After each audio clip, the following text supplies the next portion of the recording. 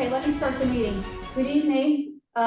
Welcome to our regular scheduled meeting of Public Facilities. My name is Allison Leary, City Councilor at Large Ward 1 and Chair of the committee. And with me at the start of the meeting is Councilor Andrea Kelly at large from Ward 3, Councilor Lenny Gentile at large from Ward 4, Councilor Emily Norton, Ward Councilor, Ward 2, and Councilor David Kalis at large, Ward 8, and Vice Chair of the committee. And I believe I don't see any other councilors right now. So we're going to start with the public hearings. Did you get me, Allison? Why I don't? Are you on the iPhone, Jeb? Yes. Okay, Well, sorry, yeah, but I my didn't name know should be. that was you. Okay. Oh, my name should be coming up. Okay. Is Councilor Deb Crossley at large from Ward 5. Thank you very much for letting me know. Okay, I'm gonna. One other thing to note about this evening, especially Councilor Norton, is that our CFO, Maureen Lemieux, is sick this evening and cannot attend this meeting. But I believe we will have someone, Andrew Lee from the law office. I don't see him here right now. Maybe you could shoot him an email to see if he's going to be here, because he asked me to text him when we were ready to go with the water meters, the irrigation meters. Did you hear her? Because I couldn't. She Sorry. said for you all to text Andrew when you're ready to do second meters. I'll text Andrew. Donna's going to text Andrew. Yep, I got that. Thank you. So let me start with the first public hearing. This is item 320-23. Request of a grant of location on Grove Street, Verizon New England, and this is to lay and maintain underground conduits with wires, cables. This is going to be on Grove Street, and a new 4-inch conduit also on Grove Street. And this petition is necessary to relocate facilities for the MBTA. So is there someone from Verizon who's going to present this item? Yes, I'll be presenting this item. Who is that? So, Oh, first okay. name, go ahead. Okay. So, good evening, councilors. Name is not in journalist format, so we can't. I'm sorry, could you mute whoever's talking besides Ms. I'm sorry, I didn't get your name. It's also being live broadcast. So our First name is Alexander, last name Marrero, Marrero. Okay, thank you, Mr. Amaro. Please go ahead. Okay. Name is Alexander. I'm a resident of 17 Cross Street, Marlborough, Massachusetts. I'm an employee of Pike, P-I-K-E, Telecom and Renewables, LLC, authorized contractor for Verizon New England Incorporated. And I've been asked to talk on their behalf about this petition. Verizon is hereby petitioning the City Council, the City of Newton, to place one 4-inch conduit, approximately 4 feet, from existing pole 34 on the public way of Grove Street towards the property line of 355 Grove Street. My understanding is that it would be Riverside Station.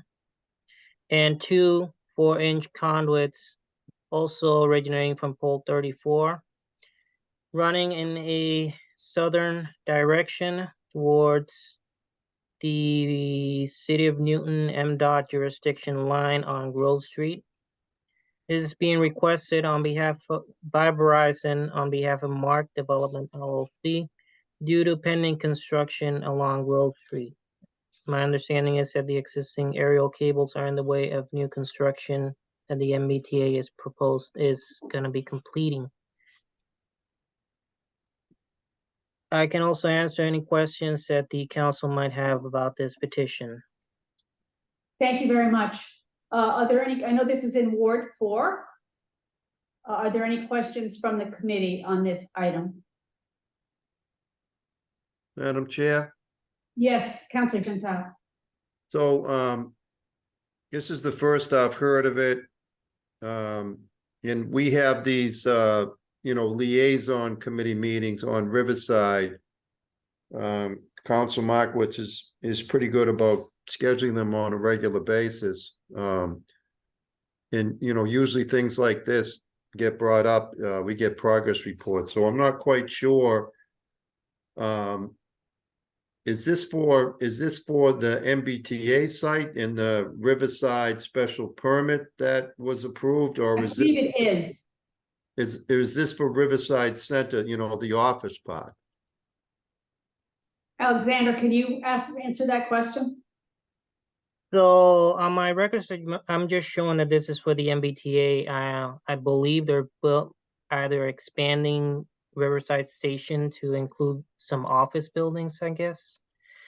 So I'm guessing you're not hearing this before because they probably thought that Grove Street was entirely MBTA property, but it turns out that there's a section that is considered public way, and as such, Verizon will need to petition the city for permits to lay the conduit.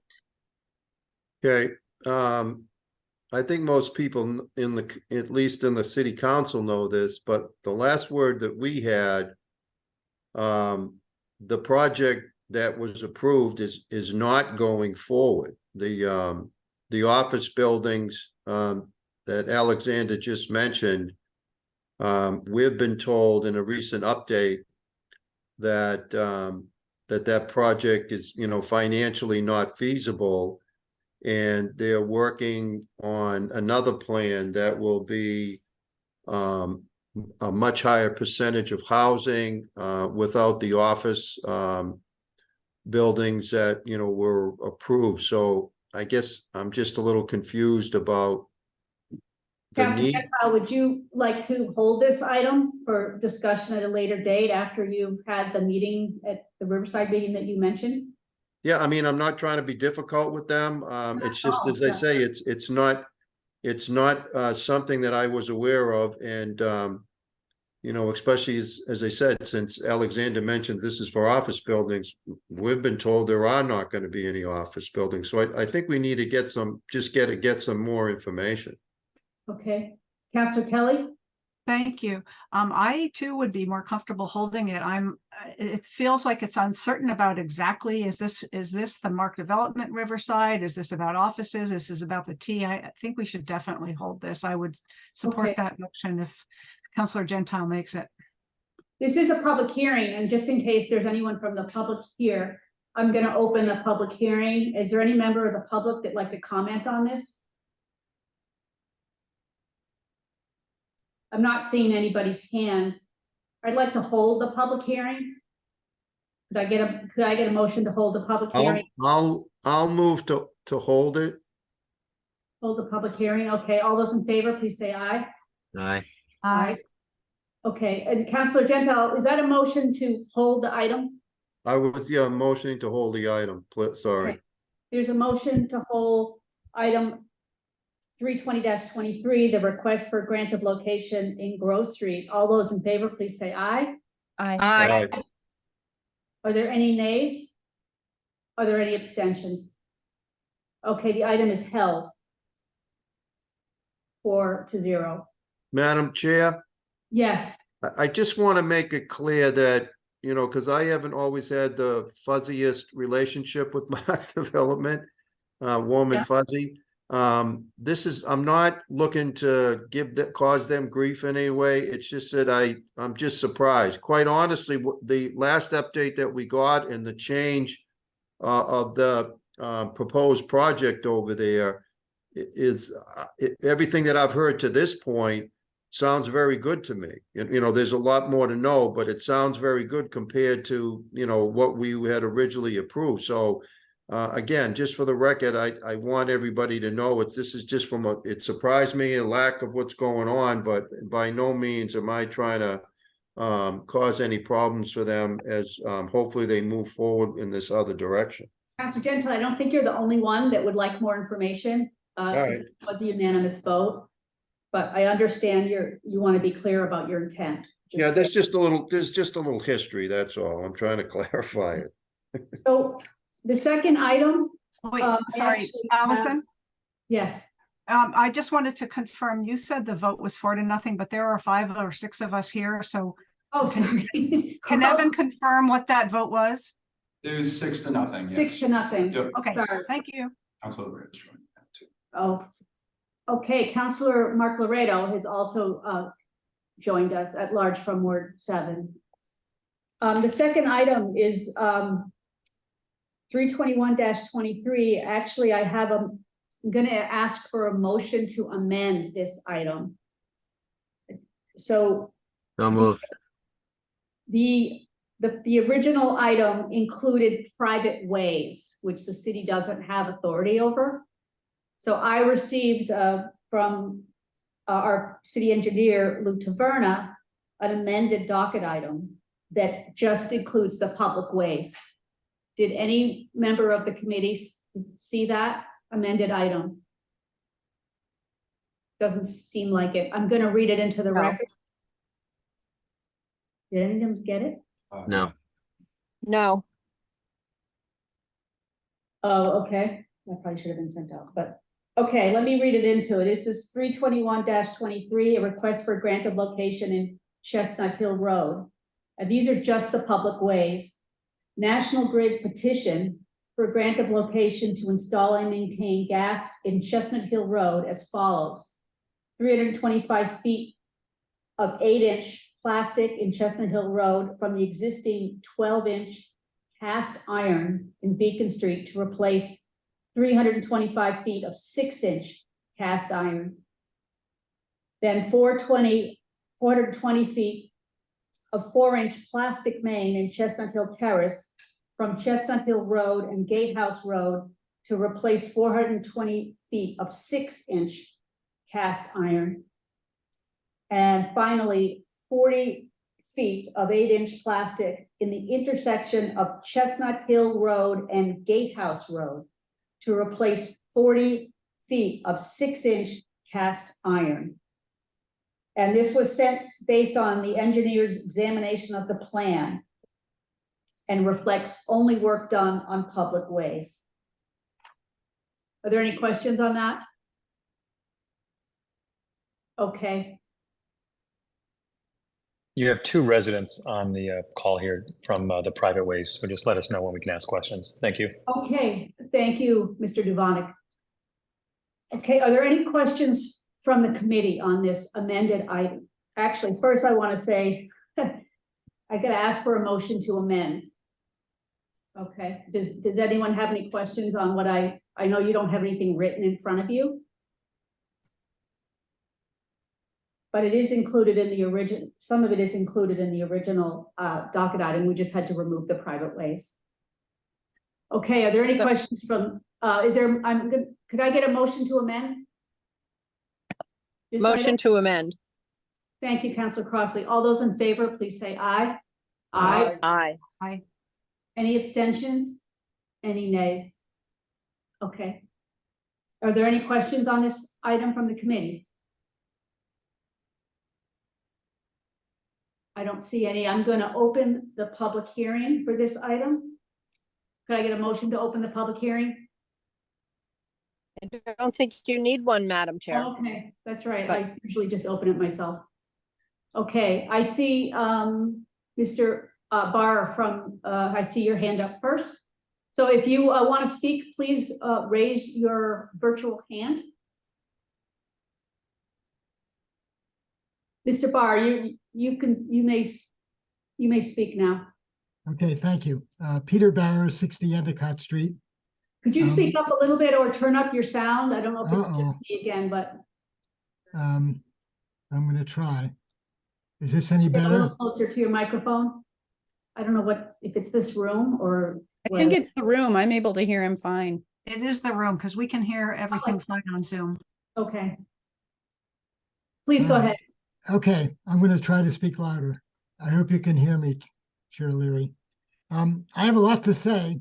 I'm going to say it quickly, and also want to add that that I sent some questions for National Grid, and this is based on the information that we had. You've amended it, but the first thing is that it looks like something like 4,000 feet of pipe is in this project. Some of it's not in the public way, but the overall project is something like 4,000 feet.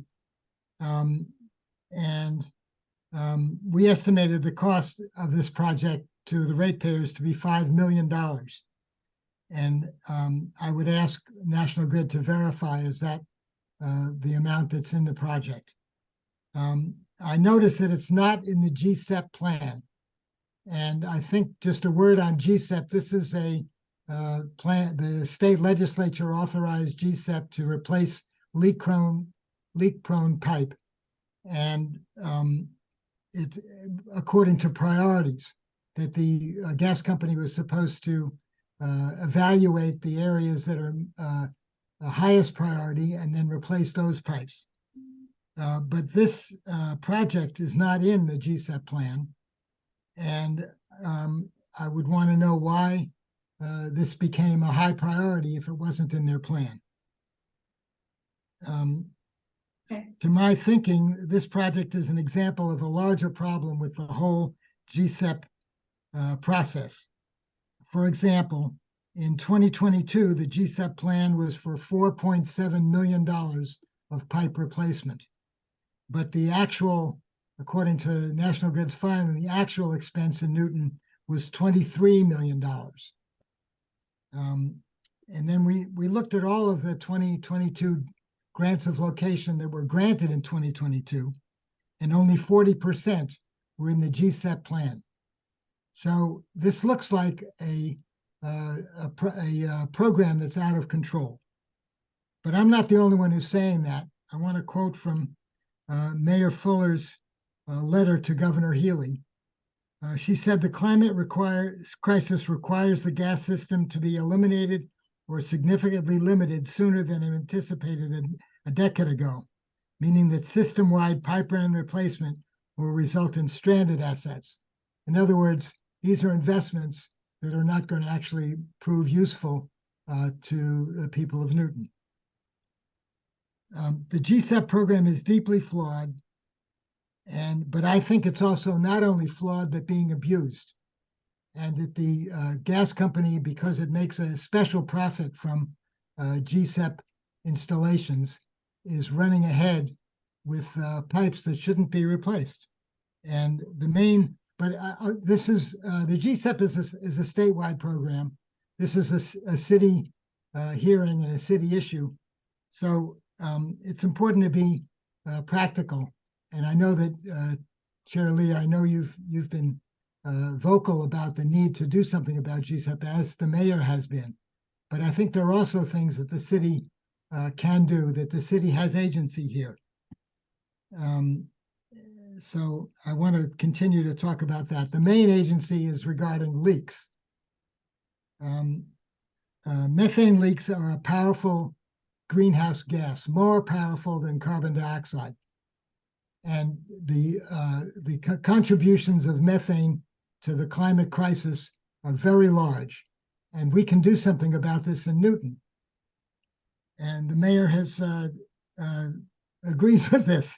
On February 2nd, she celebrated the leak repairs that were accomplished by National Grid in conjunction with our Department of Public Works. I'm quoting for her statement on her newsletter. We have requested that National Grid prioritize the work by leak volume and keep fixing them in a timely manner, not just the next set of highest leaks, but all of them. There are two ways to measure leaks. You can count them. Both ways are flawed. You can count them, and we know that there's evidence that the counting is insufficient. There are a lot of leaks that don't get counted, even though they're out there. And you can also measure them, which is called leak extent. And this is much better than the old way, but it's still imprecise. But the Newton using, if you count the number of leaks, there's been over the past 2 years a slight reduction in the number of leaks, but there's been a huge reduction in the leak extent. The current leak extent is 339,000 square feet. This is which is equivalent to 7 acres. So that there's 7 acres of Newton in Newton where you can measure gas coming out of the ground. But there's been a terrific accomplishment because 2 years ago, it was 13 acres. So the mayor is, I agree that there's been a terrific accomplishment there. Mr. Barak, would you be able to wrap up in the next minute or so? Yes, I think I can. Okay, The pipe replacement cost was $23 million in 2022. But most of the leak reduction was accomplished by repairing leaks. And the cost of that is surprisingly low. Not half, not a tenth, not 1/100th of the cost that was spent on pipe replacement. The cost of repairing leaks in 2022 was only $125,000. So there's a big value here for the city to continue what the mayor has said she wants to do. And I think the public facilities and the public should get involved and hold National Grid accountable for fixing these leaks. It's cheaper and it's more beneficial. And so that's, that I think this can be done. I'd be happy to discuss the details. We don't have time to do that now. But the point is that this GOL process is not the way to address the real problem. yes. I've got one last point is that of the 50 largest leaks, 7 of them don't have locations. They just have a street name. And I think the city deserves to know where those leaks actually are. Okay. Thank you. Thank you very much, Mr. Barr. Just for the record, could you give your address? Yes, 60 Endicott Street in Newton Highlands. Thank you for that important information. I'm just gonna, I know Mary Mulroney from National Grid is here. Ms. Mulroney, do you want to respond to any of those comments? I just want to know what street in the neighborhood does Mr. Barra live in that is affecting the proposed GOL? Does he live in that neighborhood? I'm not in the neighborhood of the GOL. Oh, okay, all right. You've asked a lot of questions. Some of this work is on private way, some of it is on public way, and the GOL is the way that we submit it, and it's governed by the Department of Public Utilities. Okay, yep, that's all true. Okay, I'm gonna go on to the next person. Is Eric, could you pronounce your last name for me, please? Sure, it's Dubovic. Dubovic, okay, thank you, Dubovic. If you could just give your address and please go ahead. Yep, just so the address is 3 May Road, MEIGH. We are residents on the previously affected, one of the previously affected roads. May is on the corner of, is off of Gatehouse Road. It sounds like the questions I had don't apply any longer because the private roads will not be affected by this. It's just public. 2 questions, I guess, is in the notice that one of the neighbors got, and by the way, of our neighborhood group here, only one resident received, or at least confirms they received the notice of this meeting. What is the scheduled start date for this work? Number 1, and number 2, if the private roads are not included at this time, will they be included at some point in the future? Okay, thank you. So, Ms. Mulroney, do you know when the work would start? Well, the work would start pending the grant of locations approved. Then National Grid supervisors coordinate with the City of Newton's engineers and work closely with them and take their direction as to when it can be and when it will be done, like when the process is done.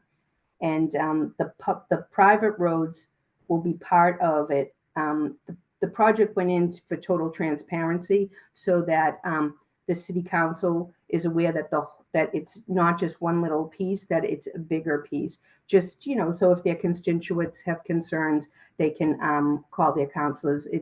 We try to give as much information as we can. So the project would really depend on the city of Newton. When would be a good time for them to start it? For us to start with their direction.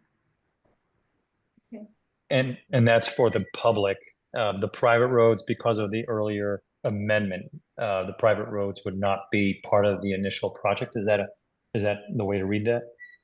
No. The private roads are part of the project. It's just that the council has the right to, make sure the paving is proper on the public roads, make sure the details are there. But of course, National Grid would do the same for the private roads as well. Got it. So let me end by just putting this in. I think Mark Laredo, I believe you're Ward 7. I'm not. Yes, that's true.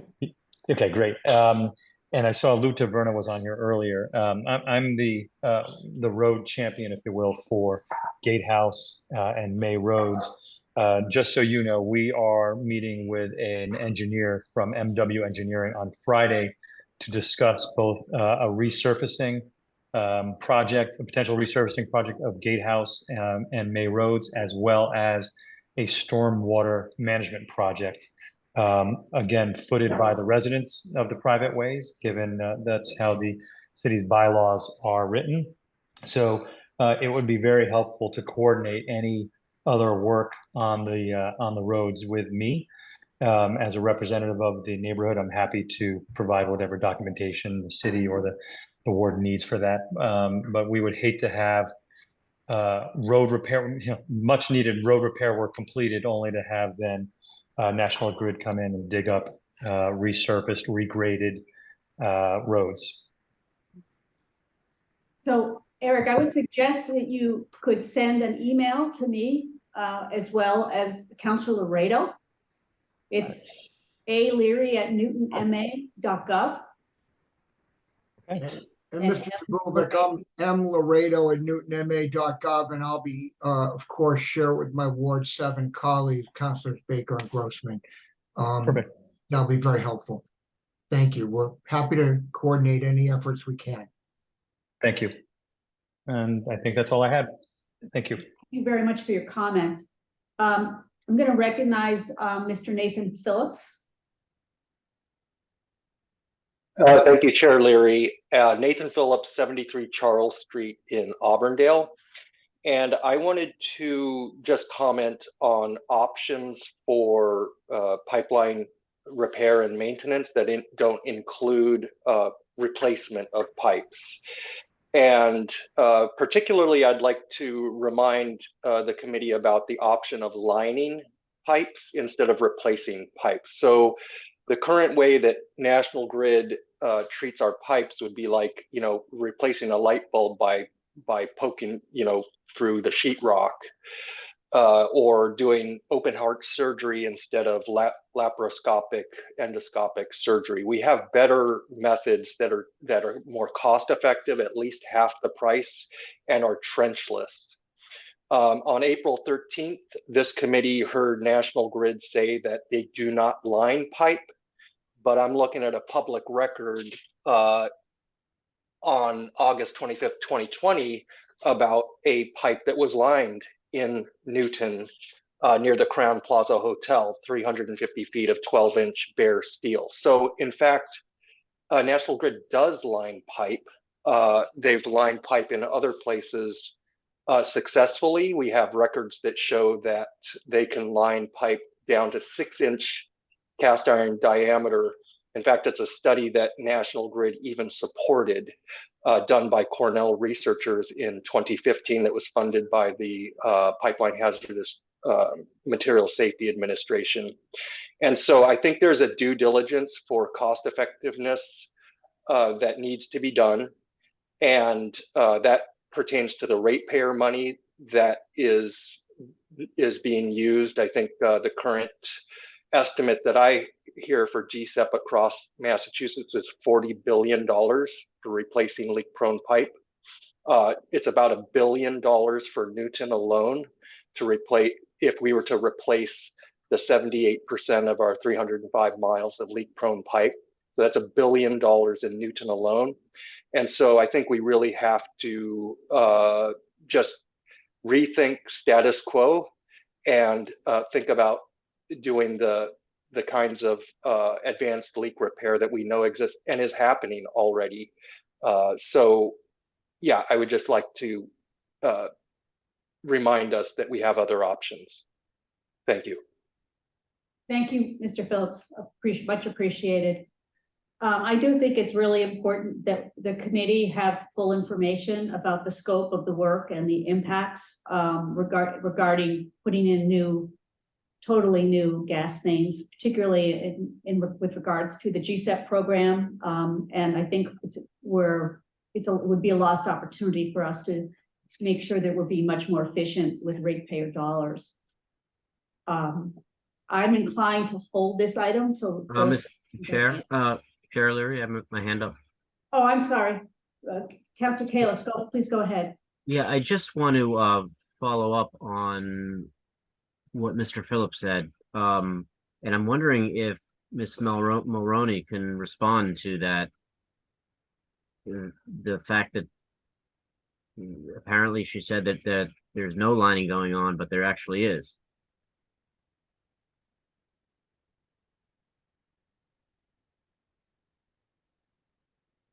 Yes, I'm sorry, I couldn't unmute myself. I maybe for that particular job, National Grid does line for certain criteria. This one lining is not a viable option because of the existing segments of the main within the scope, or other like segments of smaller diameter cast iron from either a cost or construction activities logistic perspective.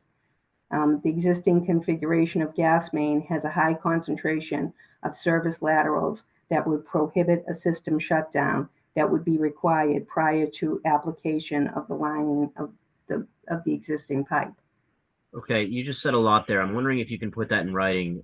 I just do want to get to the committee the criteria that whatever the requirements are to do lining versus not do lining, so we can actually be educated and then ask more intelligent questions next time something comes up, because I'm not fully understanding exactly what the criteria is and how this one doesn't meet those criteria. And I'd like to know, at least on the future ones. Can you do that? I can get have someone get in touch with you and provide that information, yes.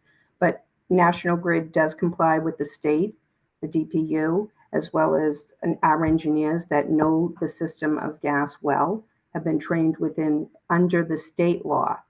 And that's well, what I could say about this is I will get that information to you though. Okay, I appreciate it. And Mr. Phillips, if you have that information, that would be helpful too. Thank you, Councilor Kalis. Are there any other members of the public that wish to speak? I'm not seeing anyone else. Is there any member of the committee that has any other additional comments before we vote? Okay. I'm making a motion to hold until these questions get more information about these questions. Is there a second? Second. Okay. All those in favor of the motion to hold, please say aye. Aye. Aye. Aye. Any nays? Or any abstentions? Okay, the motion is held. Eric, we'll keep you in touch about what's going to happen with this, okay? We'll probably take it up at our next meeting. Thank you very much. Thank you very much. Thank you. Okay, we have one more public hearing. This is 322-23. It's a request for a grant of location in Ward Street. And Ms. Mulroney, I'll let you read this one into the record.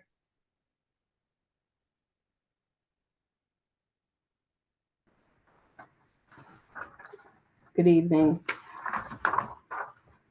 Due to the MWRA installing a new water main in Ward Street, National Grid has been requested to relocate and to clear the corridor for the MWRA. This is part 2 of a project that's already started. This part is we request to relay 1,470 feet of 8-inch plastic dating back to 1997 with 1,470 feet of 8-inch plastic in Ward Street from Center Street to Westbourne Road. We'd like to relay 30 feet of 8-inch, 6-inch, and 4-inch plastic from 1997 with 30 feet of 6-inch plastic in the intersection of Loring Street and Wood. We'd like to relay 24 feet of 8-inch, 6-inch, and 3-inch plastic dating back to 1997 with 24 feet of 6-inch plastic. We'd like to, for between in the intersection of Summer and Ward. Relay 35 feet of 8-inch, 6-inch, and 4-inch plastic gas main with 35 feet of 6-inch plastic in the intersection of Ballard Street and Ward. Relay 23 feet of 8-inch, 6-inch, and 4-inch plastic dating back to 1997 with gas main with 23 feet of 6-inch plastic in the intersection of Wessex Road at Ward Street. Relay 28 feet of 8-inch, 6-inch plastic from 1997 and 17 feet of 6-inch cast iron from 1929. Gas main with 45 feet of 6-inch plastic in the intersection of Ashford Road and Ward Street. And relay 15 feet of 8-inch, 6-inch, and 4-inch plastic dating back to 1997 with gas main with 15 feet of 6-inch plastic in the intersection of Irving Street at Wood. Relay 20 feet of 8-inch, 6-inch, and 4-inch plastic dating back to 1997. Gas main with 20 feet of 6-inch plastic in the intersection of Francis Street and Ward. Relay 60 feet of 8-inch, 6-inch plastic, 1997. Gas main with 60 feet of 60 feet of 6-inch plastic at the intersection of West Boulevard Road and Ward Street. Thank you very much, Ms. Mulroney. Are there any questions? I think this is primarily in Ward 6 and 7. Are there any questions from the committee? Councilor Laredo. This is Ward 7, Chair Leary, and unlike the last project, which was also Ward 7, but I certainly heard Mr. Barrers and Mr. Phillips' concerns. This is like one we approved, I think, not more than a month or two ago in another section of Ward Street, or where the MWRA has been doing work for, unfortunately for the residents of that area, far, far too long. Ms. Sullivan, I'm just going to ask you, is Waverly going to get paved this fall? From Ward Street from Manor to Waverly and then Waverly, all paved this fall. All right, so I can, because nobody asked me anything else at a neighborhood gathering other than when are you going to pave Waverly Ave? So you're going to make my life a lot easier by getting this done. Thank you, and greatly appreciated. And I'm going to take that to the bank. But in seriousness, I think this is one we really have to approve if we're going to get this work done, irrespective of how we feel about long-term use of gas lines.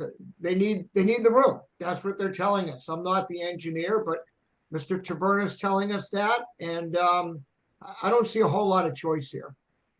Thank you. Mr. Taverna, do you want to tell us a little bit more about why this work is important? Oh, sure, I'd be happy to. Yeah. Lou Taverna, city engineer.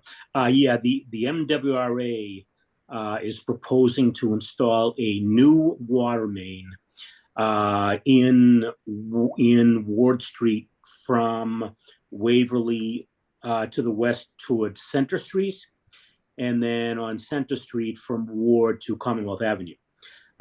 This strengthens their if you will, robust MWRA pipeline system. They don't have a water main in this section of Ward Street currently. City of Newton, realizing what they're doing, is going to tag along, and we're going to remove and replace our old 1876 circa 20-inch water main in Ward Street as well. So that it needs to be removed and replaced. So the sequence of construction would be the MWRA installs their water main first. The City of Newton shuts off our water main, uses their water main as our main feed to the covered reservoir. Our old water main gets removed and replaced with a new one. Everything's activated, and we have a brand new pipe, and they have a brand new pipe. This is going to take a couple of years, 2024 for the MWRA pipe and 2025 for the City of Newton pipe. So meanwhile, the gas main's in the way, so it really needs to be moved out of the way to get these large pipes. And MWRA's pipe is, I believe, is a 36-inch diameter, and City of Newton's is a 20-inch diameter. So gas main's in the way, needs to be moved out of the way. Yes, you're correct, Councilor Laredo.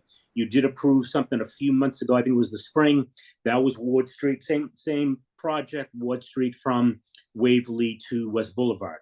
This is now Ward Street from West Boulevard to Center Street for the gas main relocation. So just to follow up on that, and I think maybe Ms. Mulroney would answer this one. So I was wondering why there was so much relatively new plastic pipe being replaced.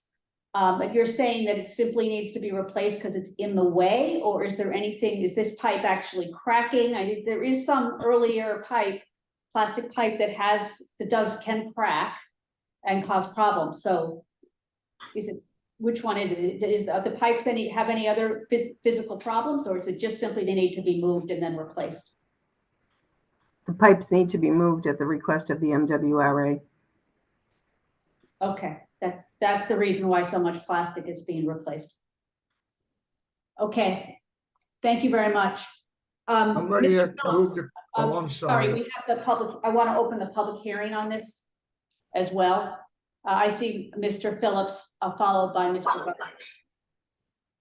Yes, thank you. Nathan Phillips, again, 73 Charles Street in Auburndale. And I would like to ask why gas ratepayers are going to be paying for a project that is caused by the MWRA. Should not the water ratepayers be paying for this? And also, is this being requested through GSEP funds, which is a related question to that? Thank you. Ms. Mulroney, do you know about the GSEP funds issue? Do you know, they tell you that information, whether this is part of the GSEP program or not? No, it's not part of the program. Okay.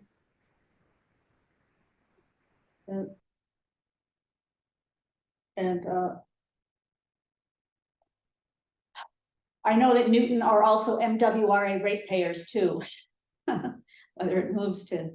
I think his other question was, why is this being paid for? Why is it not being paid for? Or By the MWRA ratepayers. Right. Yes. And maybe that's a question for our city engineer. I cannot answer that question. I do not know the answer. Okay, we'll try and get that answer. Madam Chair, can I just offer a suggestion here? I think my guess, and it's just speculation, is that there may be some legal requirements here as to who is required to pay if MWRA says move something. My speculate, again, pure speculation is this is something someone in our law department might be able to answer. It's a fair question. I don't think anyone here has the answer for it. But with that said, I don't think this should stand in the way of approval, even though the question is quite appropriate. I tend to agree with you, Councilor Laredo, but we will work to get that question answered in a timely fashion for Mr. Phillips, and also I would like to know the answer to that as well. So I'm going to move on to Mr. Barr. Yeah, I have nothing to add. My questions were very similar to Nathan's and Mr. Phillips, so nothing to say. Thank you. So we have Councilor Laredo, are you gonna make a I'm gonna motion? move to close the public hearing and move approval, Madam Chair. Okay, all in favor of closing the public hearing, please say aye. Aye. Aye. Okay, so there's a motion to approve with this particular item, and I know that this is an important project for the residents of Ward 7, and we want to make sure that that road does get paved in a timely fashion to make it easier for Councilor Laredo to chat with his constituents. And I'm not being facetious on that. I know what it's like. But I think this is one job where I would tend to, I also agree approval is probably appropriate here. So, all those in favor, please say aye. Aye. Aye. Aye. Any abstentions? Any noes? Okay. The motion passes. Thank you very much. Thank you Good very much. evening. Can I just ask one question? So the grant for Ward Street passed and the small amount of public way for Essex Road, you're waiting for financial details for the grant location? It's been postponed? Yes, that has been postponed. Okay, till the financial questions are answered. Yes. And we can make sure we get those to you in writing too. I think some of them were submitted. Okay, that would be great.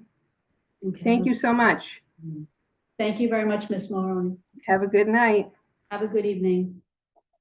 Okay, we're gonna move on, unless there's any other questions, we're gonna move on to second meters. Well, let me read that. So that's Ms. Sullivan, did you text our Mr. Lee? I just did. Okay. He's I here. see- Actually, our CFO is here. Okay, let me read this into the record. This is item 57-23. It's an ordinance amendment to increase the number of units eligible for second meters. And it says Councilor Norton proposing an ordinance amendments to chapter 29, section 24C to amend the number of residential dwelling units eligible for outdoor meters from no more than 4 dwelling units to no more than 20 dwelling units. So, Councilor Norton, do you want to? Madam Chair, can I just ask a question? Are we, forgive me if I missed this, we're not taking up either stormwater or phosphorus this evening? No, we are. I'm sorry if I wasn't clear. I'm taking up second meters first, so that Ms. Lemieux doesn't have to stay too late. Oh, of course, that makes perfect sense. Thank Yeah. you. I wasn't sure she was gonna be here, but I see she is, and I know she's not feeling well, so. No, that's of course, just wanted to be clear. Thank you. Also, so it's just simply that reason. We will take up the other items. Councilor Norton, do you wanna say? Yeah, that'd be great. Mr. Cudmore, could you pull up the photo that I sent you? I just think Yep. it'd be helpful if we could be looking at the property that inspired this item. So folks know whether it was, I don't even remember now, 4 years ago, 6 years ago, when we passed the second meter ordinance and gave single family homes and housing units under 4 and under the ability to install a second meter and thereby save money on their sewage bill. Condo units, condo developments like the one, this is sort of, I think it's like 138 to 158 Walnut Street, were not included, even though in this particular case, they are more, they're condos, it's not a multi-unit development. They act more like a single family home or a duplex, but because they're all attached to one another, they aren't eligible, and they each pay their own water bill. So I think it would be reasonable for us to expand the eligibility to developments like this. And that's what inspired the docketing of this item. And so I hope folks will see the reasoning there, that really they should be treated the same as a single family home or a duplex, because really they're in every other way, except that they're attached, they're acting like one. Thank you, Councilor Norton. Councilor Laredo, I see your hand is up. I just want to ask a question of my colleague from Ward 2. So, you're saying that each unit pays separately for watering outside as opposed to a single bill that goes to the condo association? Yeah, and we actually got an email from the resident, Mr. Mooney, laying this out. So forgive me for my ignorance here, but how would that work? I mean, you're running or say a sprinkler outside, right? Are they running sprinklers from 20 different units with 20 different bills? That strikes me as I think we've got rather- one of the residents, I mean, it's up to you, Madam Chair, but I think one of the residents is here. Okay, I would actually first like to hear from our CFO and from Mr. Lee to sort of. But she might be able to answer the question about how they pay their bills and how they water the grass. I think it's kind of complicated. I see two other counselors have their hands up, Counselor Kalis and Counselor Gentile. Do you have a question now, or do you want to hold it till after we hear from the CFO and our attorney? I could wait. Counselor Gentile, do you have an urgent question, or do you?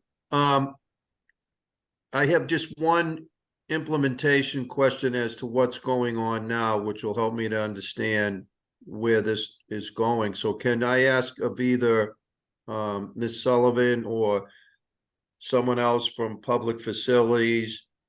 We certainly know how the second water meter works in single-family homes, but how does it work in a 2 and a 3 and a 4 families? Don't they have multiple meters?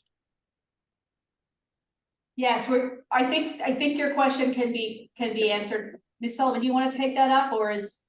Sure, some do have separate meters, others have a shared meter.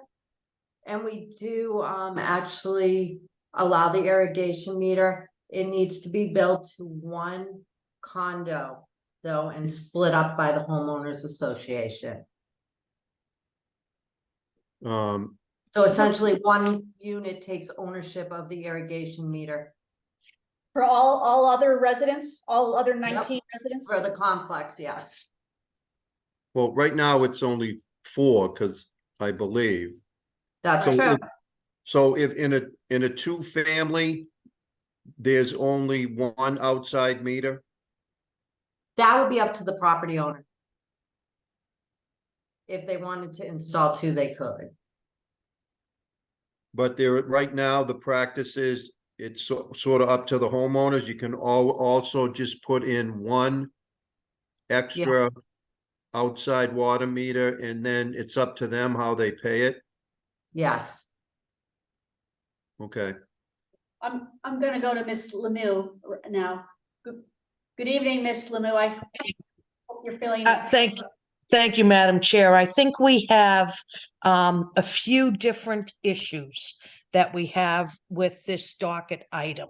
Not that we are not interested in putting in the real effort that needs to be done along the way. But right now, what I would say to you is the administration, first of all, does not have the bandwidth to deal with this issue. As you may know, as I hope you all know, we are in the process of replacing almost 30,000 water meters. This is the same department that would be dealing with all of this. And so the first thing that we would ask is that you allow us to spend the next 18 months upgrading everyone's water meters before we deal with something like this. The second issue that we have is that this cannot be a docket item that is only for this complex. It has to be for, if we're talking about it being for every complex that's up to 20 units or 30 units or 40 units, whatever you would all decide the policy is. The issue is that we will have perhaps associations who pay for the outdoor watering, who then spread those costs amongst the other homeowners, parcel owners, property owners.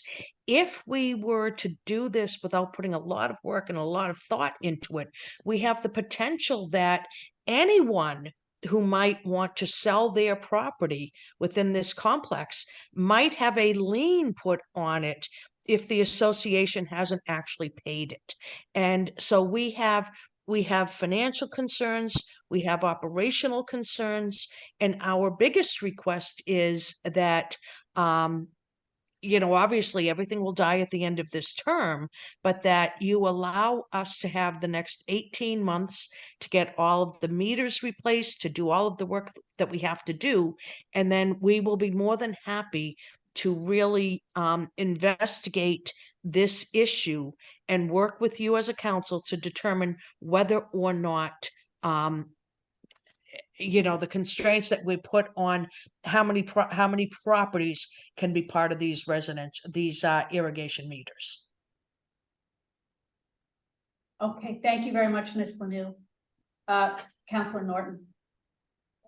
So I started docketing this item 6 years ago, and I very much respect the amount of work that the water and the utility folks have to do now, but I've been waiting for a long time for this to be addressed. And I've been told over and over that we need to get more information.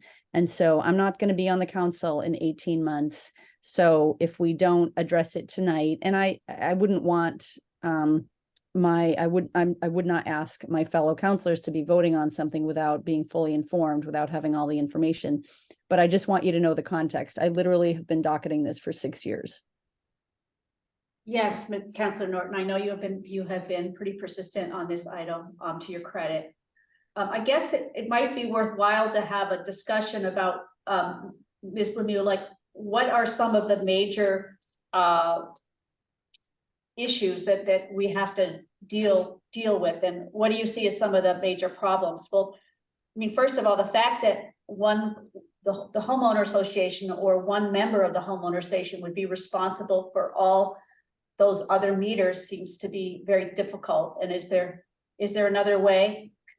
Ms. Sullivan, do you have your hand raised?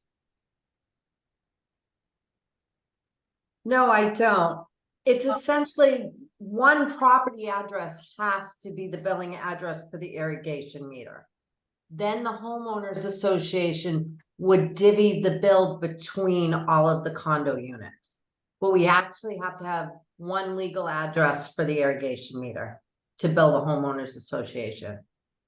So that if we needed to, we could lien a property. Okay, Mr. Lee, I see you have your hand up.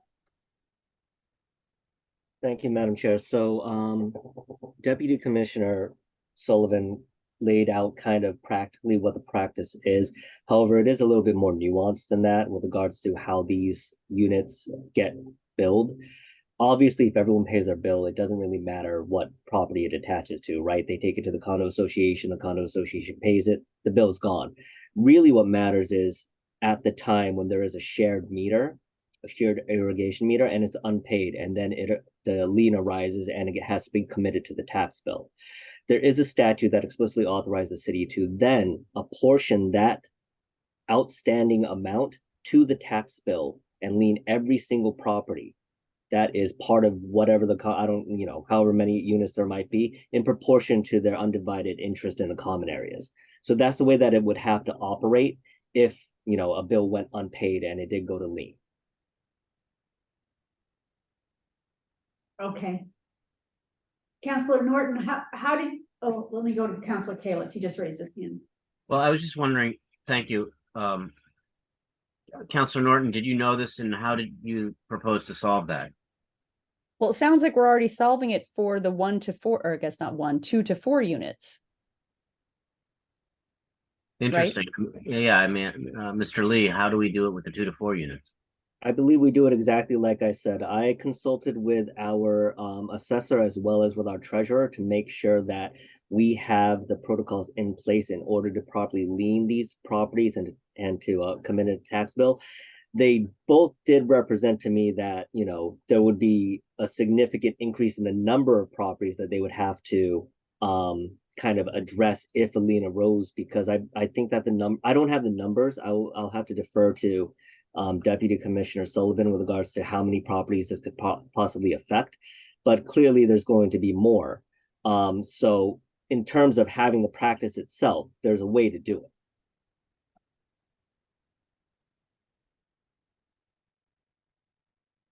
I'm sorry, Mr. Lee, I missed that last thing that Councilor you. Leary, that's all I had right now. I guess.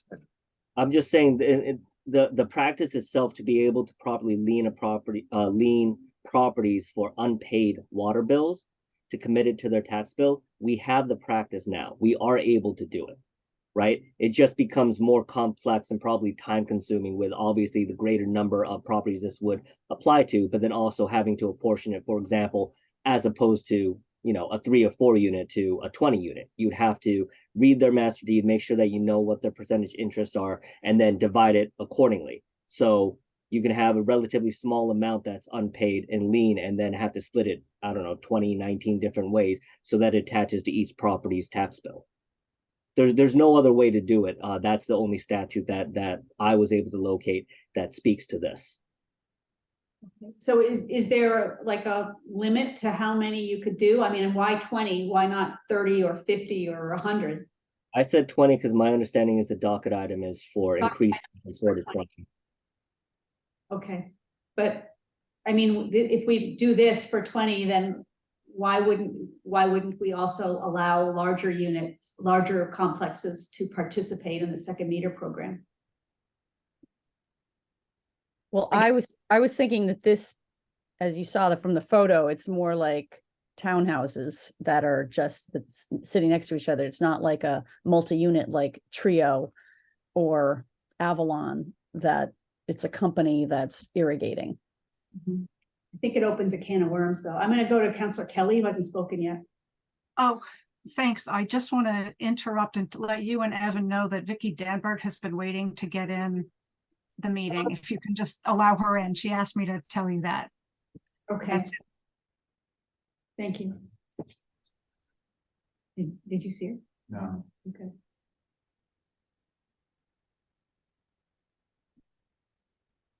Is there another way we should go? no, this should come up here.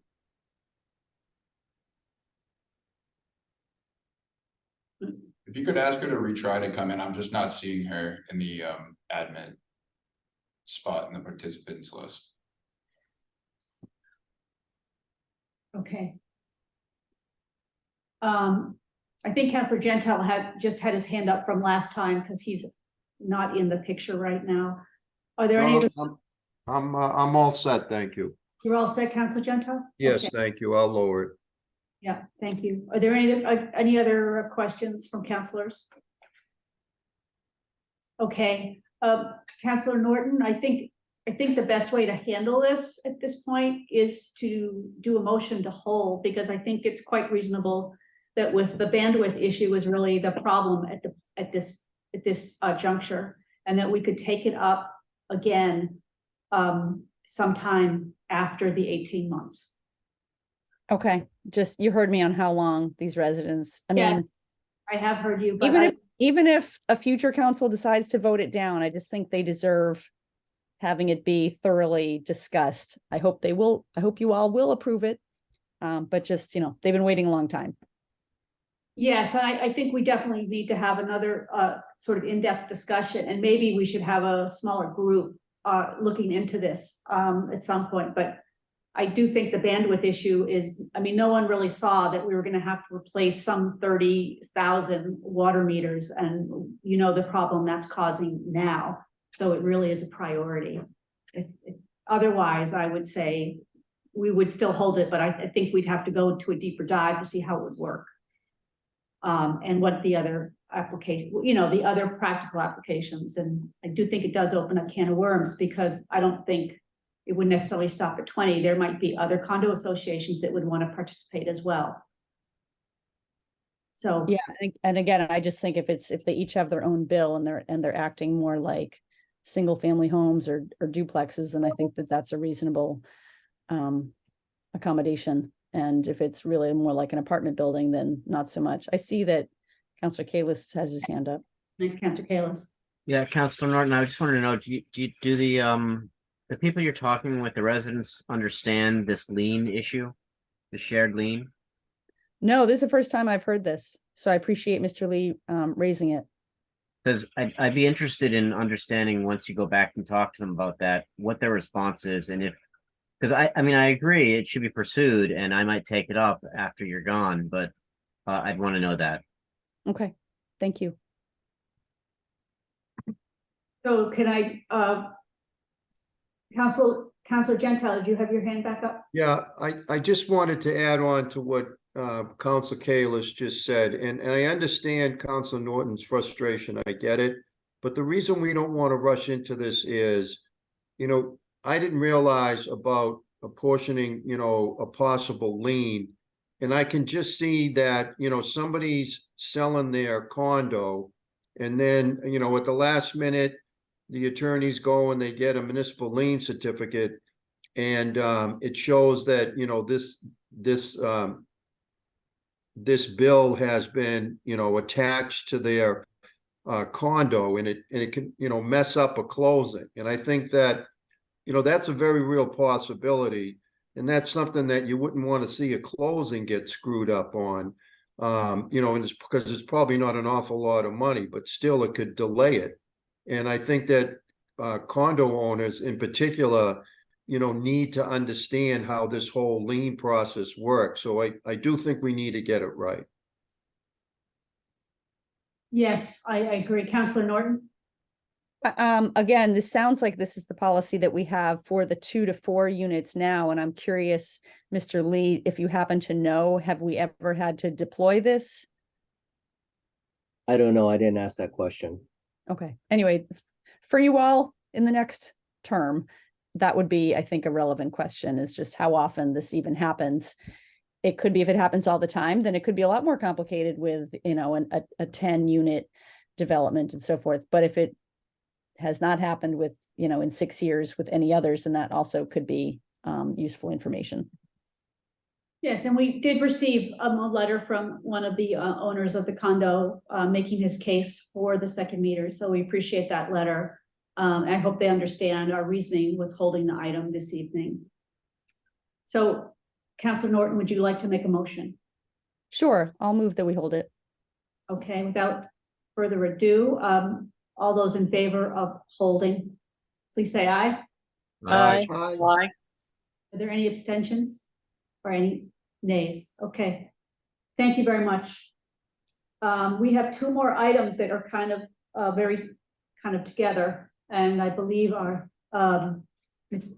Sullivan will present these. This is 308-23, and it's a discussion regarding our stormwater program that just about every member of our committee and other councilors have signed on to.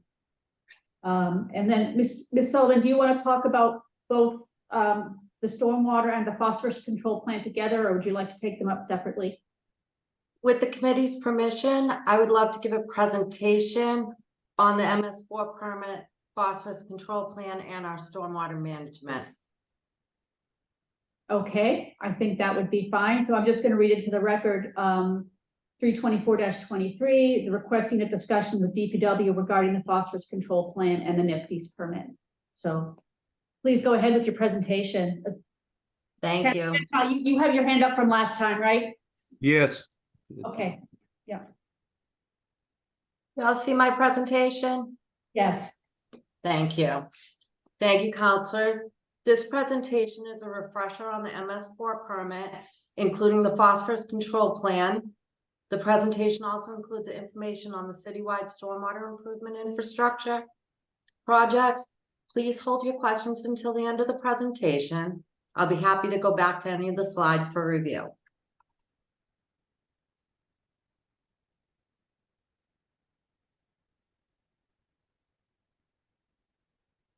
So we have submitted our MS4 permit and the phosphorus control plan to the EPA. We met the deadline of September 30th.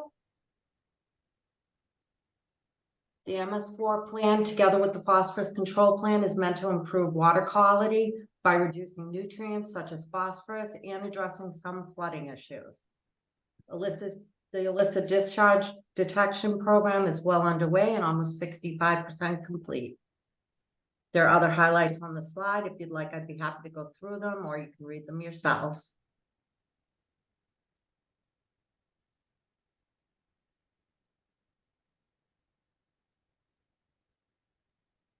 This slide is a comparison of surrounding communities and gives you a sense of the magnitude of the phosphorus reduction Newton is facing, as we are second only to Boston in reduction requirements.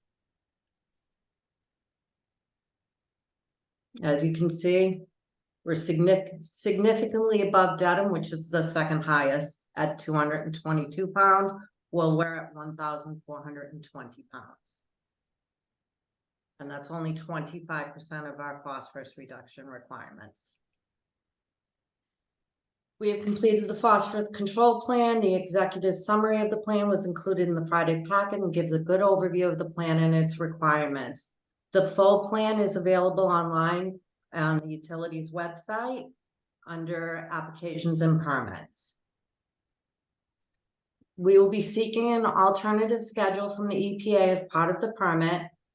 The number of projects required to meet the phosphorus reduction requirement over the next 5 years is not feasible. The EPA requested that we submit the plan before seeking an alternate schedule. As you can see, this is the total amount of phosphorus reduction required over the permit. See, the first 25% is in the first 5 years.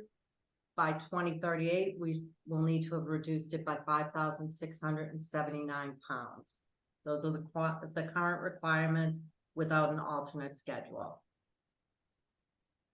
There are different methods to reduce phosphorus, non-structural controls such as maintenance and sweeping, and structural controls like green roofs, rain gardens, filtration basements, and so forth.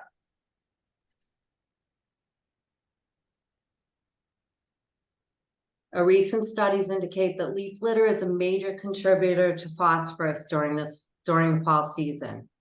The EPA has allowed some states to take credit for phosphorus reduction through additional street sweeping and data collection during the peak fall months.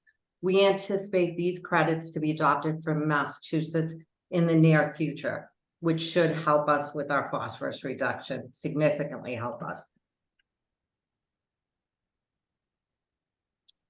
These are the estimated costs to complete phase 1 of the phosphorus reduction to meet the EPA's requirements. Even if funding was in place, it would not be possible to complete the number of projects required to meet the 1,420 pounds reduction for phase 1. As you can see, we're actually facing $430 million to $575 million in funding to reach the 2038 goal.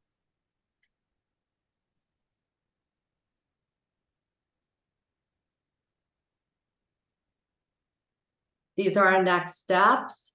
Municipal projects like school projects, the new Cal, Parks and Recs projects will help us get to that goal.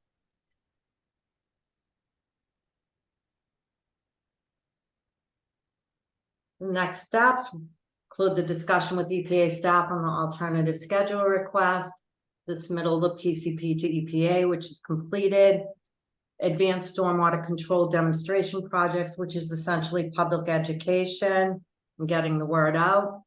We will be tracking and accounting for all of our fall leaf litter programs. This is what we do already.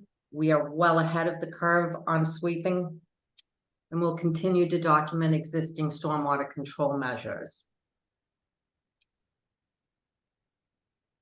Like many communities, Newton's stormwater system is old and faces challenges related to stormwater quantity and quality, system maintenance and upgrades, and localized flooding. The city's stormwater fee helps fund improvements. These improvements are required as part of the NIPD's permit. The limit and/or requirements in the permit ensure compliance with the Mass Surface Water Quality Standards and federal regulations, all of which were written to protect public health and aquatic environment. While the city has completed a number of localized drainage repairs, the Department of Public Works recognized the need to develop a comprehensive plan to identify and address stormwater needs throughout the city and to establish a funding plan to accomplish this work. In addition, the NIPD's MS4 permit increases requirements for maintaining and improving stormwater quality. These needs must also be factored into all stormwater improvement project planning. We are accomplishing stormwater improvements through the stormwater ordinance, system-wide assessment to identify needed stormwater improvements, redeveloping a multi-phase stormwater infrastructure improvement plan that includes the evaluation of NIPD's compliance, localized flooding, improvements to streams, culverts, and catch basins. We have a number of recommended projects that include removal of debris within the stream bed and on nearby embankments, removal of sediment in stream beds, culverts, and ponds, a structural and capacity evaluation, the rehabilitation and maintenance of pipes and culverts, repair of failing retaining walls, and also the increased public education. Our stormwater ordinance will help with both flooding and phosphorus control reduction. So you can note the ordinance purpose is to comply with our MS4 permit, establish stormwater management rules and regulations, support phosphorus load reduction targets, protect, maintain, and enhance public safety and environmental health by reducing the volume of stormwater runoff. Also codifies existing stormwater management policy requirements and ensures that new development and redevelopment control and treat runoff before it leaves private property. This is an overview of what the stormwater management ordinance requires for land disturbance only, which is when you just clear cut a lot or remove a significant amount of trees for a minor stormwater project. And then the next slide. Reviews the major stormwater projects. The major projects include additional requirements such as stormwater management plan that includes phosphorus reduction and capturing sediment on site. Low impact development is encouraged. Low impact development includes landscaping and design techniques that attempt to maintain the natural pre-developed ability of a site to manage its rainfall. Here are some of our upcoming stormwater improvement projects. As you can see, this is pulled directly from our CIP. It is found under utilities under the stormwater tab. We currently have 16 projects. We expect to update these projects with additional stormwater improvement projects once we have completed the reevaluation and prioritization of the stormwater improvement plan.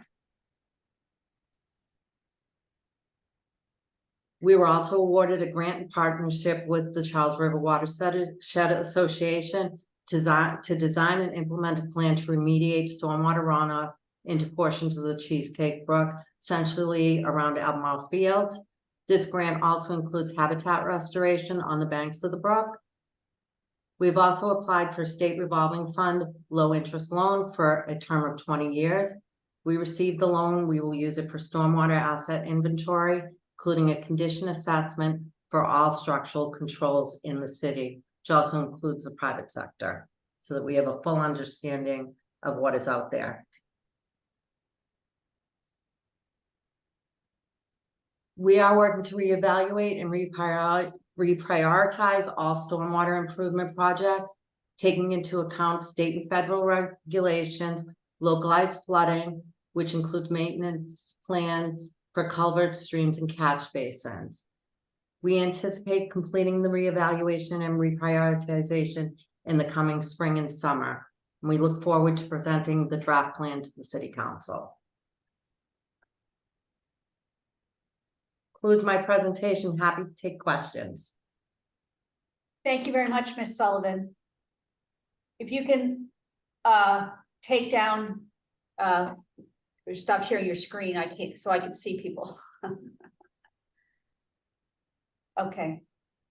Okay, quite a few hands up. I'm gonna start with Councilor Kalis, followed by Councilor Norton.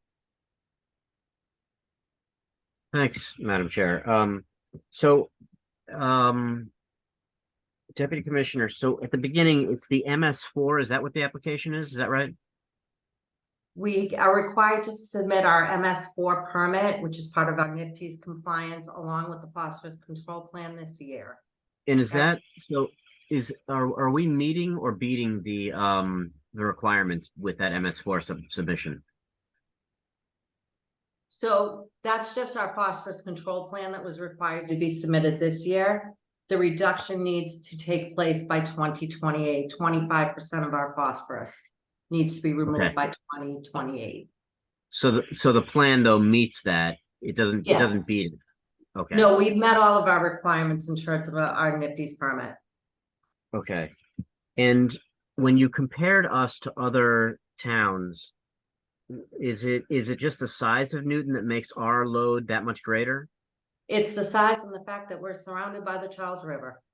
Okay, that's what I thought. Are there regular check-ins according to the MS4 plan? Like, is there a yearly check-in, and will we get yearly updates on how this is going? Yes. We have to re-up our permit every year. Oh, okay. So we're held to the fire, basically. That's good. Yeah. And Can then, I just add that we post those annual reports on our website? okay, We do it. I spoke about it earlier. That's where I was referring the information Okay. under that website. I can Okay. send it out to you if you'd like. that's okay. And then at one point you talked about, and this is all phosphorus related, you talk about generating awareness. So will homeowners be involved in this? I'm assuming they will because of leaf pickup, things like that. They will be, yes. We will have to do an educational campaign. And are there other things that they can do or that we're expecting them to do beyond just taking care of the leaves? If they redevelop their property, they will fall under the stormwater ordinance, which will require them to retain stormwater on property. Okay. And then regarding funding, it seems like it's just a lot of money. And, It is. you know, is there an existing state program that we'll be part of? Or do we need to create another saving mechanism for this? Like, how does this get funded? That's a real question, but right now we did ask for state revolving funds, which is a very low interest loan. And I cannot say for sure, but I would expect that grant funding would be available eventually. Okay, but are we planning for next year? Like, I should know this, but is this in the budget and at what number? So we are doing projects like the Countryside School and Franklin School that will incorporate phosphorus control. We are looking at Albemarle Field for additional phosphorus, Davis School. So it would be part of our CIP program. Yeah, and Councilor Kalis, this would be funded out of the stormwater fee. So clearly, as we look at the future of stormwater fees over the next several years, we're going to need to, yes, we may be able to get some state money, but a lot of this is going to be funded through our stormwater program. Which is the reason we would be seeking the alternative schedule. Yeah. Okay, thank you. I'll let other councilors ask some questions. I'm just going to recognize Councilor Vicky Danberg, who has joined the committee. Councilor Norton, please go ahead. Thank you, Ms. Sullivan, for the great presentation, very comprehensive. And I just want to point out, you had asked if we're meeting our obligations on time. I'm sure that we are now, but alternative compliance does mean a delay in compliance. So and this is related to cleaning up the Charles River. Folks, I'm sure are aware, we don't have a swimmable river, which is a sad thing. And a key reason we don't is because of polluted stormwater runoff. So this really is about bringing the Charles River back to being healthier. In terms of the costs, I'm curious if we have done any analysis of what the benefit financially of the residual designation authority would be. So the EPA is coming out with a new permit program this year in 2024. They're expected to release it, and that will apply to all private properties that have an acre or more of impervious cover. So our large businesses, large multi-units would be required to get their own permit and presumably pay for that themselves, which would take a huge burden, I would think, off of the Newton ratepayer. Do we have any analysis of the financial benefits of that? Not yet, but we have been discussing it. I would anticipate that we would have that in the next 6 months, Lou, would you think? Yeah, okay. I just want to make people aware of that. So Mhm.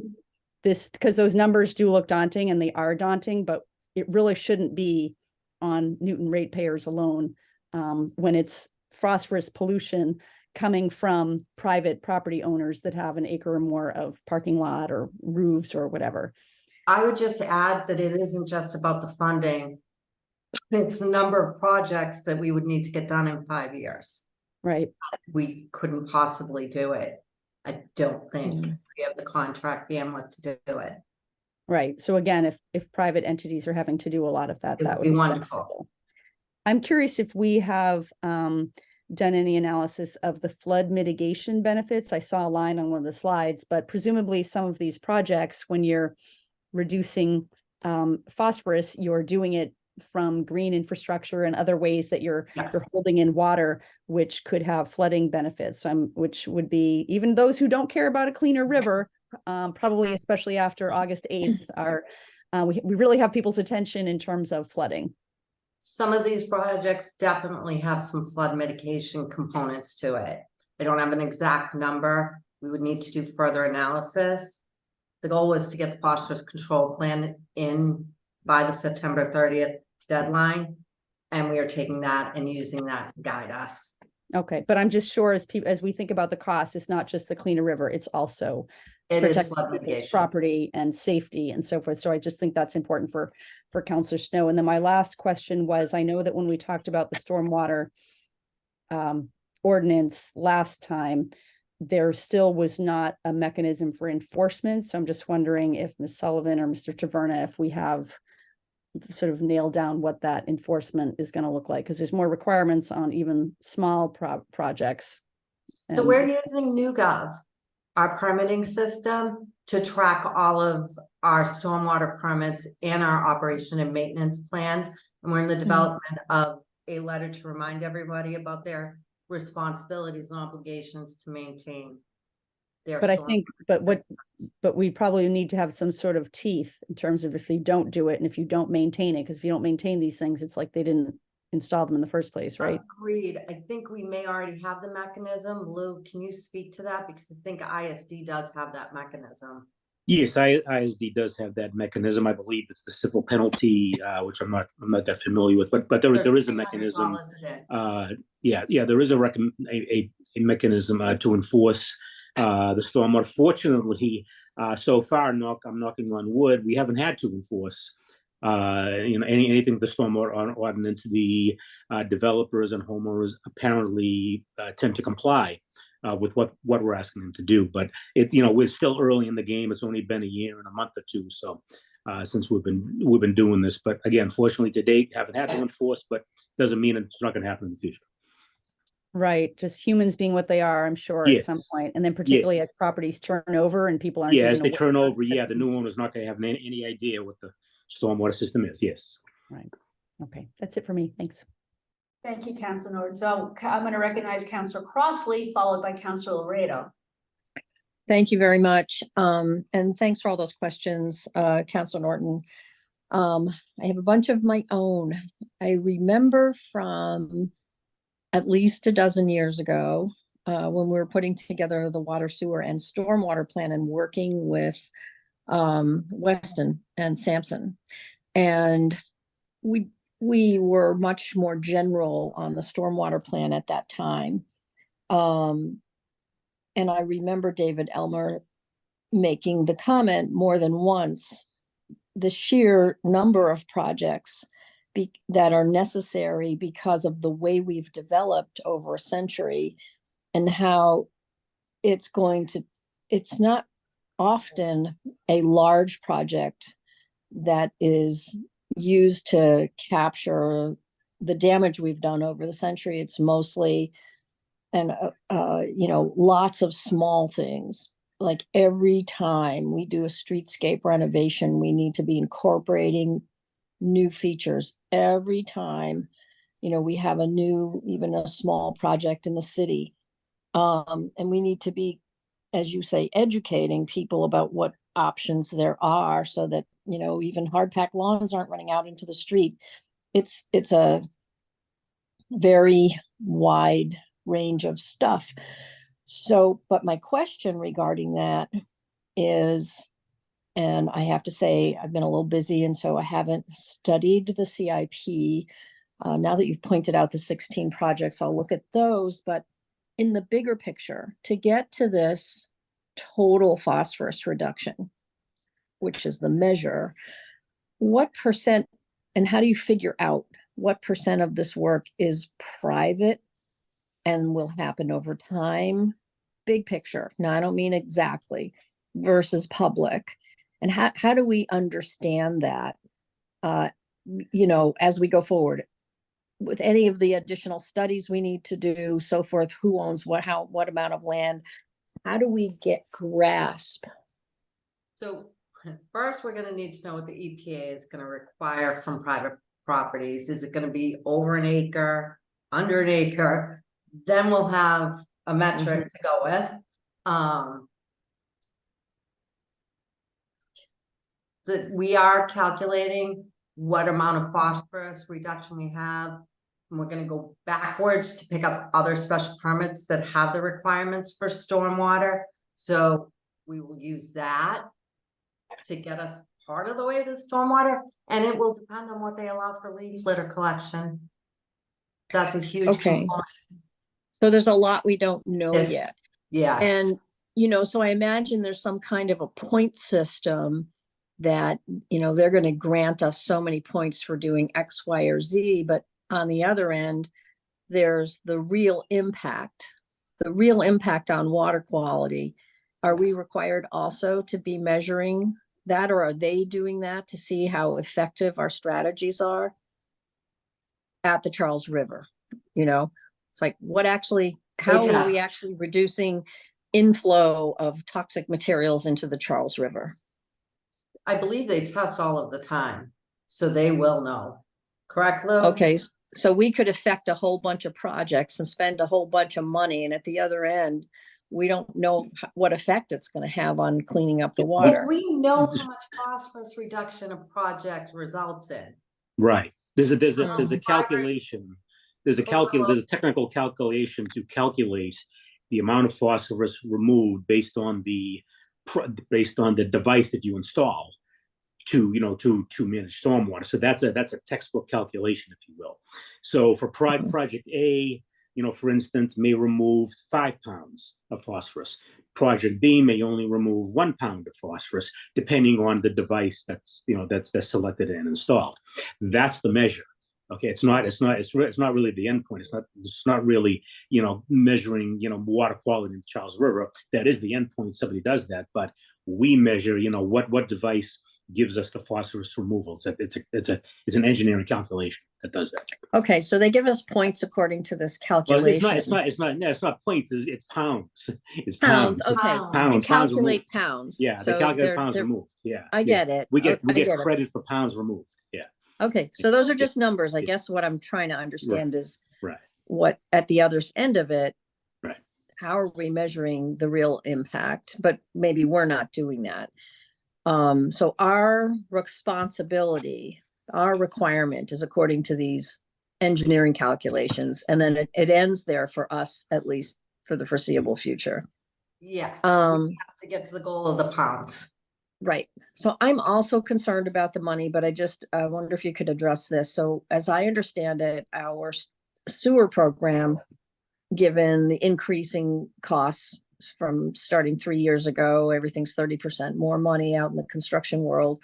So our sewer plan is extended about 5 years as of now, right? So let's say we have another 5 years of major rehabilitation work in the sewer system before we've reduced it to ongoing maintenance.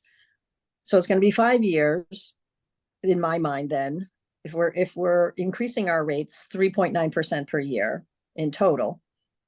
We're still going to have a big chunk going to sewer for another 5 years. And only at that point can if we're sticking with the 3.9%, and Ms. Lemieux is not with us right now, so if you can defer this question, but I'm just wondering, okay, so if in 5 years we have an obligation, but we don't have any more money until then, you know? What are you thinking? It's a policy decision. What do you mean it's like there's X amount of dollars?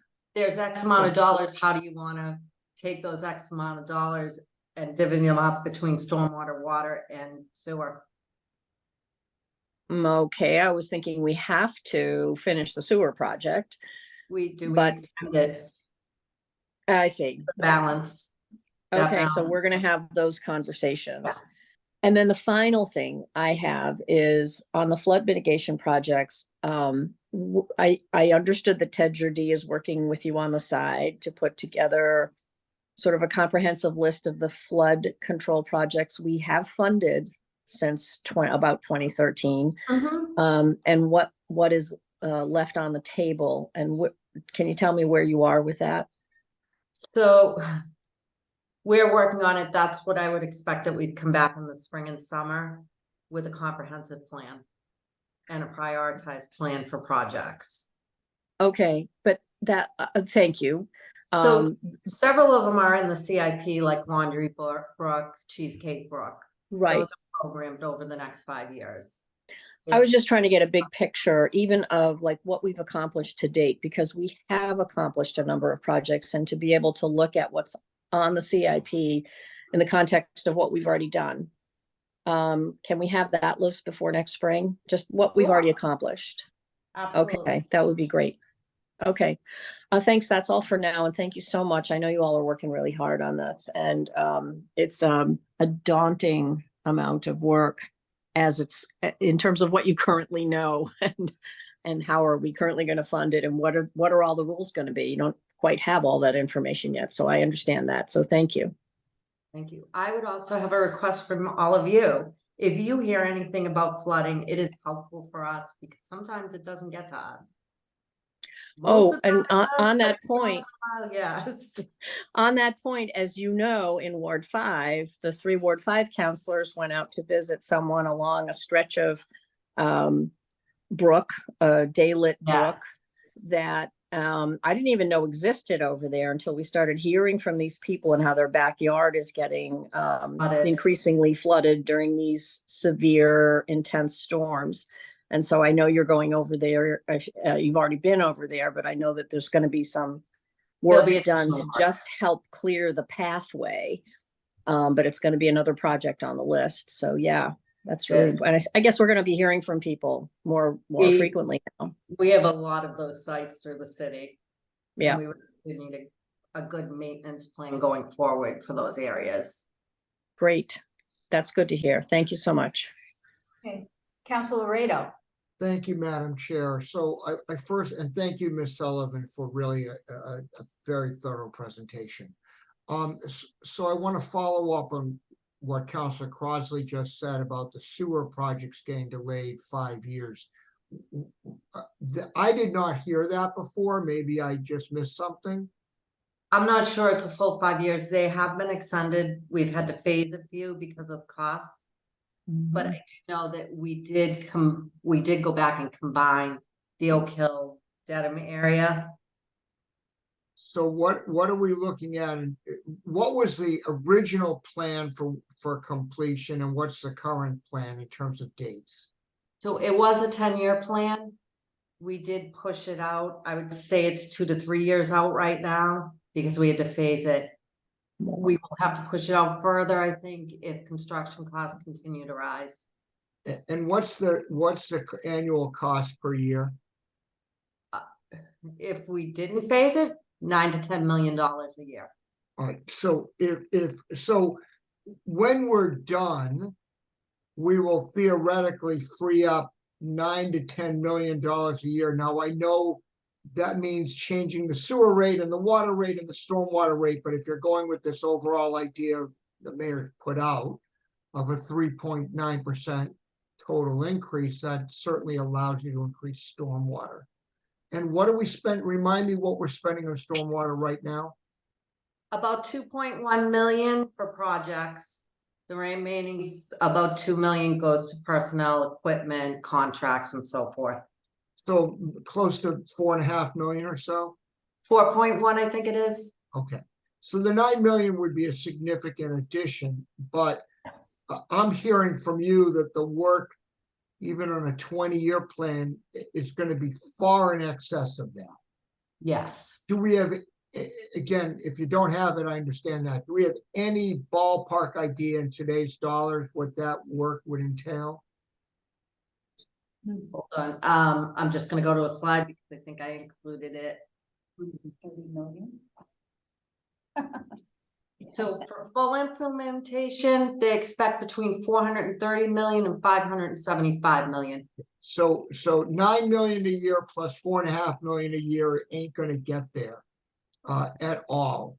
And But I mean, but is there we some also good need news? to think about whether the EPA requires private property to contribute to this phosphorus reduction, what they credit us for leaf litter. That should reduce these costs somewhat. So I'm focused though on two things. One is the phosphorus, and I understand how critical that is to clean up the Charles River and for the general health of our water system. But a interrelated question is general stormwater abatement as well. And I think we've all identified a whole bunch of places in the city, lots and lots of places where our stormwater systems just aren't functioning properly. So when you put it out that number, would that include both dealing with the phosphorus and upgrading our stormwater? Somewhat. The more stormwater we retain on site or through green spaces, the less runoff we have, hence the less flooding really, because we're holding it on site and it's not going out into the roadways, into the streams. Right, but we still have no matter what, we still have a significant amount of work to do. We on definitely do. On our Yes. culverts and all that. Any Yeah. idea what the cost of that is in addition to the phosphorus? No, but we should have that in spring, early summer is the expectation. Hello, Commissioner. You're probably not needed because Deputy Commissioner Sullivan's answered all the questions, but nice to see you. Excellent. Thank you, Counselor. So, Mr. Yo, I'm going to turn to you then. What's the administration's plan for raising the necessary funds to do this work?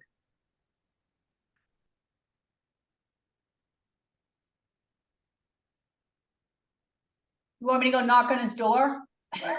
I can't tell if he's just not hearing me or deliberately avoiding the question. I think he's jumping between this meeting and programs and services. I'm sure he's got multiple things to Yes. do. You know, I'm not going to hold him to it, but I think Ms. Sullivan and Mr. McGonigal, when you come back here in presumably, 6 months or so, Yes. it would be very helpful to have Mr. Lemieux, Mr. Yo, or Ms. Lemieux in here to talk realistically about how we're going to pay for this.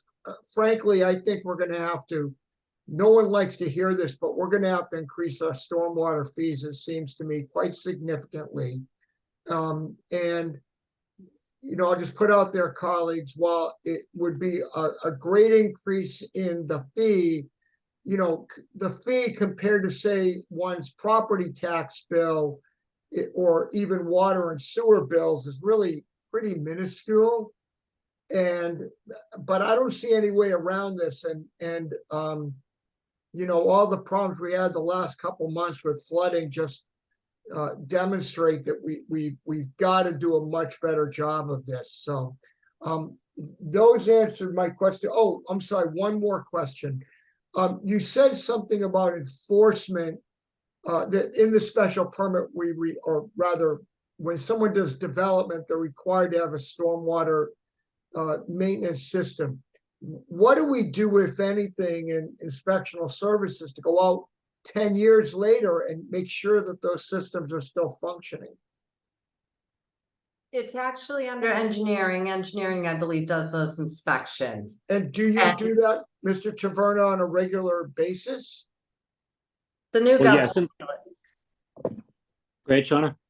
I was gonna say NewGov will ping you too. Yeah, the new gov is set up to ping us, when the 1 year is up, and we're obligated to go out and inspect those systems to make sure that they function as Right, they're installed. but- Yeah.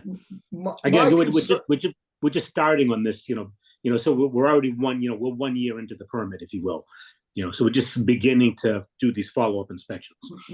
My concern, Mr. Taverna, is what, if anything, and I think it should be something, are we going to do to inspect these systems, say 10 years from now, to make sure they're still functioning, as opposed to just, having gotten clogged up and frankly, just no longer working?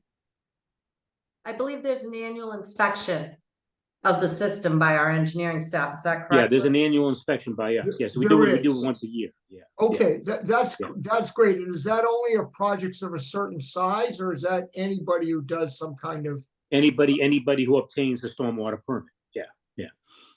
and but you don't have to forgive me for not understanding. When does a homeowner need to get a stormwater permit? Yeah, I was in Shauna's slides. Shauna, yeah.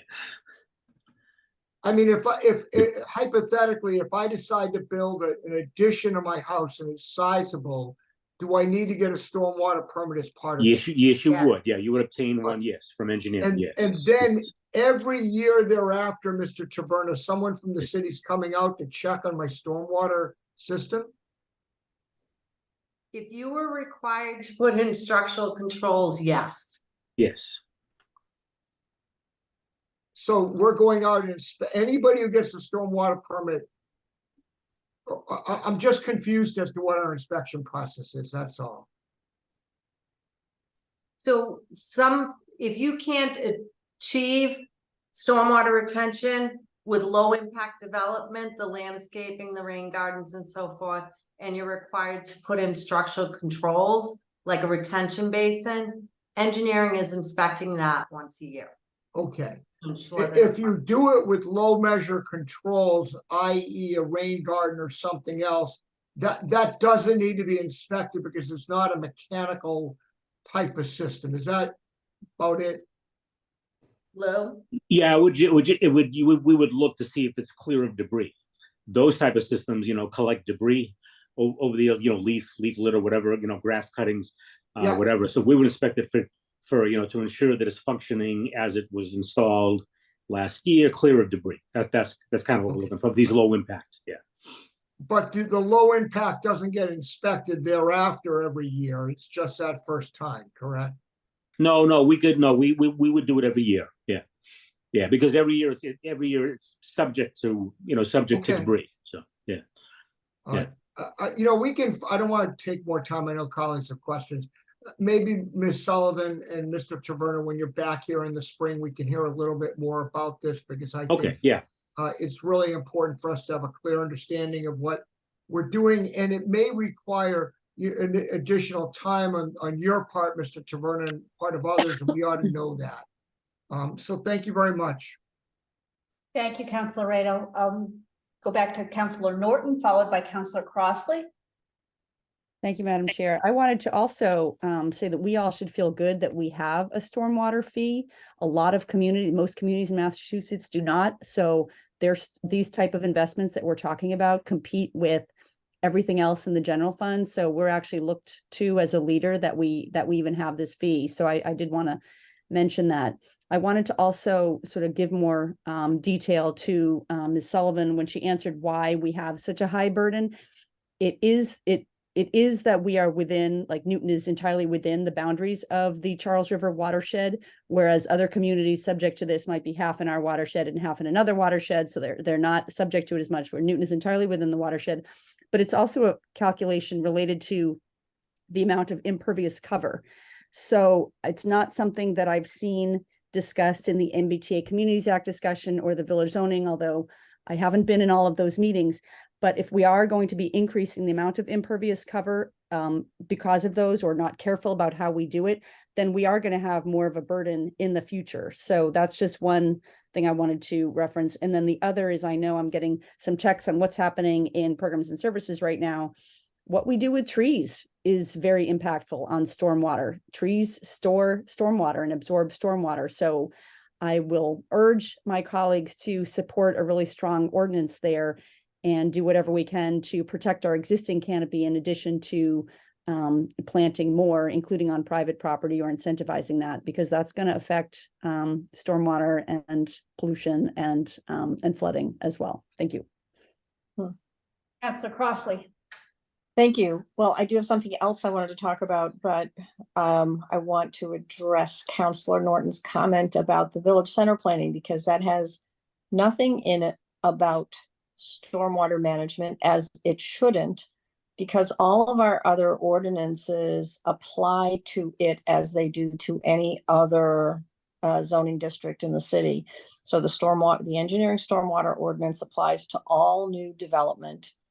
The VCOD is not exempt from that. Like, we're not exempt from any other sort of development controls that we have within either Chapter 30 or engineering.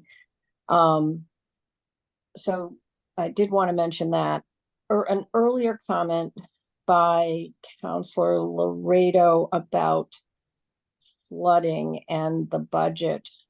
Certainly we have reason to be more concerned about flooding as our rain storms are increasing in intensity and duration. Well, sort of all at once, we're getting this huge amount of water.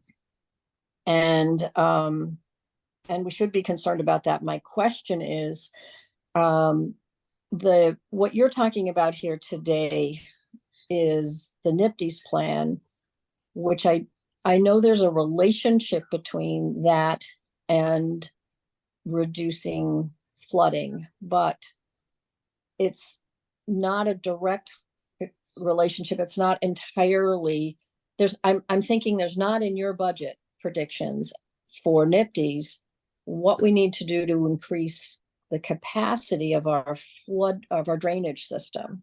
That's really it's an important issue. It's relevant, but it's not the same thing. And so when I'm looking at this 300, all right, you said 200 to 500 million to meet the 2038 goal. That's a big range. I'm thinking, okay, that's over 15 years. Let's call it, split it in half, $350 million. Or $23+ million a year for 5 years. Now that's public and private. I don't think that's including a calculation that has to do with increasing our stormwater drainage capacity. Is that correct? I didn't mean to imply that. I was just going through the phosphorus control costs, reduction costs. No, you didn't imply that. Yeah, Okay. you didn't imply that. I just wanted to say that because it's really, as Councilor Laredo was concerned about, and as we all are concerned about, the increasing flooding potential in certain parts of our city, where our city was built the way it was, and we've constricted the flow of water in these culverts, either by having narrow daylit culverts or just small pipes. And if we're going to get these intense storms on a more regular basis, that's a different study, isn't it? Yes, that would be part of what we anticipate coming back and updating you on in 6 months. Okay, so you will incorporate that understanding into this. And so it's we really are lacking quite a bit of information at this point, despite how much work you've done, which is great. And I also, as Councilor Norton said, I too really appreciate that our enterprise funds are all organized and we're bringing money in on a regular basis into all of them, and we're keeping it cleanly separated one from another. But there's a lot to chew on here. Along with all our other capital needs, how are we going to get this done over this period of time? So an extension, talking about the difference between flood control management and the NIPD's requirements. It's a huge topic. So, but thank you. Thank you. Thank you, Councilor Crossley. I'm just gonna close with just a few comments, and also the realization that we should be bringing a lot of this information into the water, sewer, and stormwater group, which of course I missed the last meeting, but I'm going to make it a priority to have that regularly scheduled, and we'll talk offline about that, like every 3 months or so, getting the water, sewer, because this is a lot to talk about, and I think we need to go into some real detail, really into the weeds on that. One thing, couple of questions, all these questions were really good. Obviously, the costs of this is really something we need to work long and hard at figuring out how to afford it. The public-private partnership is really, really important here. And as Councilor Norton had mentioned, there's a lot of private property owners, and we got to make sure that everyone's doing their share. I wanted to also ask about the staffing issues. It just seems like there's going to be a lot more work as we have more and more with our stormwater ordinance now. There's going to be more and more people putting in more complex structural stormwater, especially knowing that we're having much stronger, heavier rainstorms that are overwhelming our system now. And for me, it's more a question of how much we can mitigate that. There's some areas we're going to have to realize that we're not going to be able to manage very well. And I think we need to look long and hard at that, more resources for your department. By the way, did you hire a new environmental engineer who's up and running? Yes. Okay. New environmental engineer.